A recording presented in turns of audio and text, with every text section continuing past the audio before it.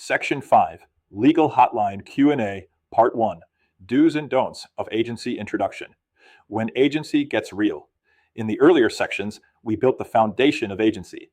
We discussed how real estate moved away from vague relationships, how the REITI form helped buyers and sellers understand representation, and how the buyer-broker exclusive employment agreement creates a formal working relationship between a buyer and broker. Now we move into real-world agency questions. This section is built around common legal hotline-style issues that agents face in everyday practice. These are the situations where agency stops being just a classroom topic and becomes a real decision at the kitchen table, in the office, at an open house, or during contract negotiations.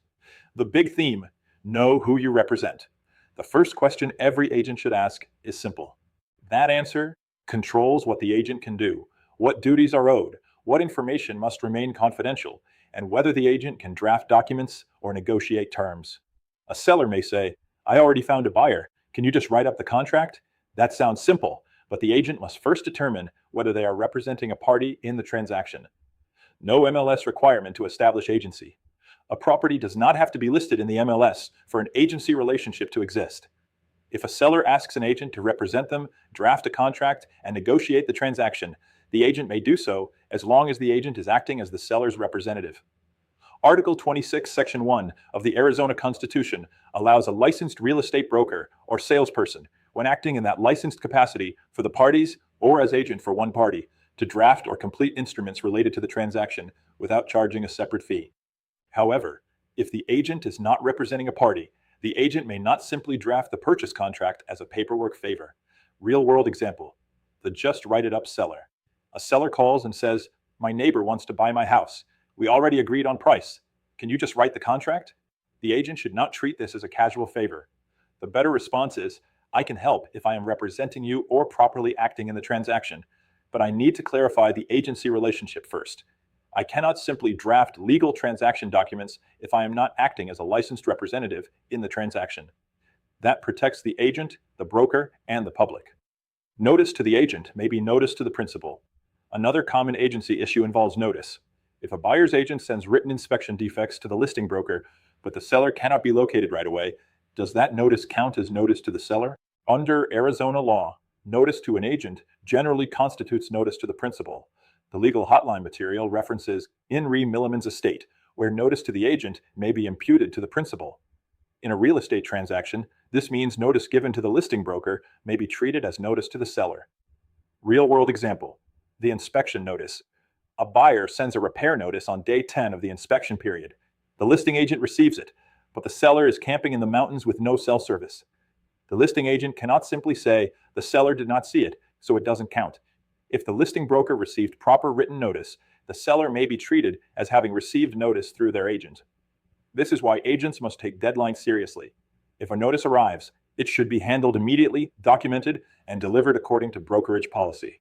Dual agency, or limited representation, is already a sensitive area because one broker may represent both buyer and seller only with informed consent.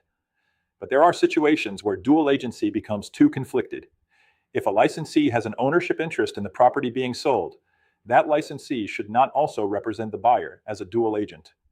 The hotline material explains that an owner agent cannot also represent the buyer because the ownership interest creates a conflict that prevents mutual limited representation.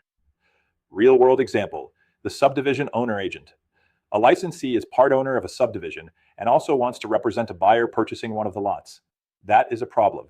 The licensee has a personal ownership interest in the sale. The buyer needs independent representation or should be clearly advised to seek separate representation. The owner agent cannot realistically be neutral while also having a financial ownership stake in the property. Confidentiality can survive the end of the agency relationship. Agency duties do not always disappear the moment a listing expires. A former listing agent may still have confidential information learned during the prior agency relationship. The hotline material discusses a situation where broker A previously listed a property and learned that Mrs. Seller was ill. 2 years later, broker A represents a buyer interested in the same property. Broker A may not use or disclose that confidential information without the seller's consent. The material also references Coldwell Banker Commercial v. Camelback Office Park, explaining that while the fiduciary relationship may end when the agency relationship ends, confidentiality obligations can continue. Real-world example: the old listing file. An agent says, "I listed that house 2 years ago. I know the seller is under pressure. Let's use that in our offer strategy." If the information came from the prior agency relationship and remains confidential, the agent cannot use it as a weapon for a new client. Confidentiality is one of the most important agency duties because clients must be able to trust that private information will not later be used against them. Property management and REIT agency disclosure is not limited to traditional residential sales. Property management can also involve agency relationships. The Hotline material explains that the REIT form may be used as a tool to discuss agency with landlords and tenants. If a broker requires the agent to use the REIT form when entering into a property management agreement, the agent should comply with the broker's request. Rules updated. Broker supervision still matters. This ties directly into today's updated rules and broker supervision standards. Under R428-1103, Broker Supervision and Control, brokers must maintain reasonable supervision over brokerage activities. That includes policies about forms, agency disclosure, property management agreements, and documentation. If the broker says, "Use this form," the agent should not ignore that instruction. Agency is not just about what the agent prefers. It is also about brokerage policy, supervision, and protecting the public. The Big Lesson Legal Hotline questions remind us that agency issues are rarely theoretical. They happen in normal conversations. Can you just write this up? Does notice to the agent count? Can I represent both sides? Can I use what I learned from a former client? Do I need agency disclosure in property management? The safest agents are the ones who slow down, identify who they represent, protect confidential information, follow broker policy, and document the file. As we move into the next section, we will continue building on these real-world agency questions and look at additional situations where small mistakes can create major risk.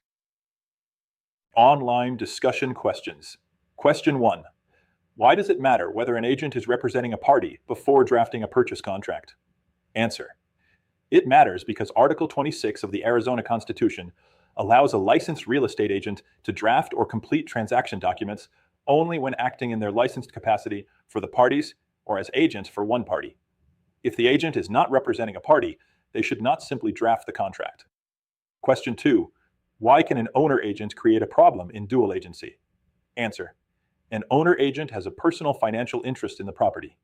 That ownership interest creates a conflict that prevents the agent from fairly acting as a limited dual representative for both buyer and seller. Question 3. Why can confidentiality continue after a listing expires? Answer. Confidential information learned during an agency relationship may remain protected even after the relationship ends. A former agent should not use or disclose confidential information from a prior client without consent.